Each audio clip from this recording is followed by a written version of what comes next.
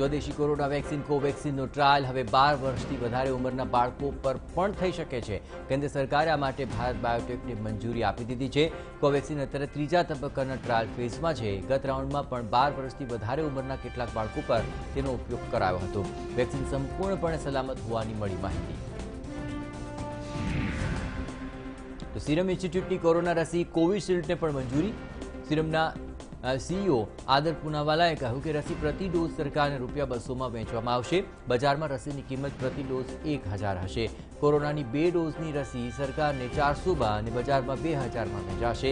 તેમણે એમ પણ કહ્યું કે રસીના 5 થી 6 કરોડ ડોઝ ડિલિવરી માટે તૈયાર છે.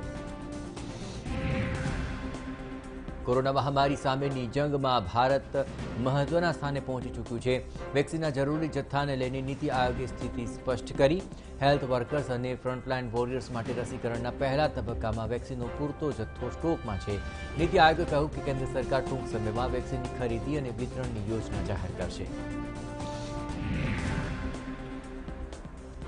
દેશમાં કોરોના રસીકરણનું કામ શરૂ થવાનું છે ત્યારે મધ્યપ્રદેશના મુખ્યપ્રધાન શિવરાજસિંહે કરી જાહેરાત કે તેઓ હાલ રસી નહીં મુકાવે. પહેલા જે ગ્રુપોને નક્કી કરાયું છે તેમને વેક્સિન અપાશે. જેમને પ્રાથમિકતા આપવામાં આવી રહી છે તેમને આપવામાં આવે અને બાદમાં 12 નંબર આવે. કેન્દ્ર સરકાર પ્રાથમિકતા પ્રમાણે શરૂઆતમાં 30 કરોડ લોકોને રસી મુકાવવાની વાત કહેવામાં આવી રહી છે. તો કોરોના વેક્સિનને મંજૂરી મળ્યા બાદ મુંબઈ મહાનગરપાલિકાએ હવે યુદ્ધના ધોરણે તૈયારીઓ શરૂ કરી. વેક્સિનેશન માટે બીએમસીએ પોતાની બ્લુ પ્રિન્ટ કરી છે તૈયાર. વેક્સિનેશન માટે બીએમસીએ જમ્બો કોવિડ સેન્ટર્સને વેક્સિન સેન્ટરમાં ફેલાવવાનો કર્યો છે નિર્ણય. બીકેસી, નેસ્કો, દહીસર, મુલુંડ, એમએસસીઆઈ જેવા કોવિડ સેન્ટરોને વેક્સિન સેન્ટરમાં તબદીલ કરાશે. મુસ્લિમોની સૌથી મોટી મનાતી સંસ્થા જમાતે ઇસ્લામી હિન્દે કરી જાહેરાત. કોરોનાની રસી મુસ્લિમો માટે પણ યોગ્ય છે. આ રસી અંગે પ્રવર્તી રહેલી અફવાઓથી ભરમાવાની જરૂર નથી. રસી અંગે કેટલાક લોકો ઇરાદાપૂર્વક અફવા ફેલાવી રહ્યા હતા. જમાતે ઇસ્લામી હિન્દે કહ્યું કે જેનાથી માનવ જીવન બચી શકતું હોય તો તેનો ઉપયોગ કરવામાં કોઈ વાંધો નથી. દેશમાં સંક્રમિતોની સંખ્યા 1,03,00,000ને પાર. 24 કલાકમાં 16,504 કેસ, 214ના મૃત્યુ. આ સાથે મૃત્યુઆંક વધીને 1,49,000ને પાર. એક જ દિવસમાં 19,557 લોકો સાજા થયા. 99,46,000 અત્યાર સુધીમાં ઠીક થયા. હજુ 2,41,000 સક્રિય કેસ. રિકવરી રેટ વધીને 96.12%.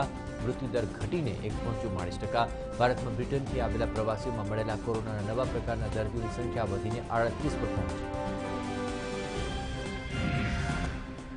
મહારાષ્ટ્રના ઔરંગાબાદમાં 9મા અને 10મા ધોરણના વિદ્યાર્થીઓ માટે શાળાઓ ફરીથી ખોલવામાં આવી છે, પરંતુ 2 શિક્ષકો કોરોના સંક્રમિત મળી આવતા વાલીઓમાં ચિંતાનું મોજું.